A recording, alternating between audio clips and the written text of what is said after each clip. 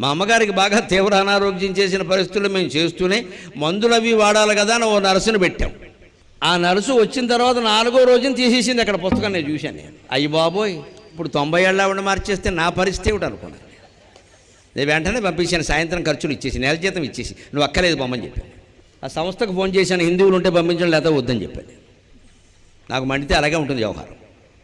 పంపండి, తీసుకెళ్ళిపోండి అని చెప్పాను. అలా చేస్తారండి ప్రయత్నం. ఎందుకంటే ఆవిడ ముసలావిడ ఏదో బాధలో ఉంటుంది, అక్కడ కూర్చుని ఏదో తీస్తే ఉంటే అది ఏదో చదివింది ఇందాక బాగుందంటే నాకు వంప అయిపోయినట్టే అక్కడ. ఇక నేనెందుకు ప్రవచనాలు చెప్పడం పని లేక.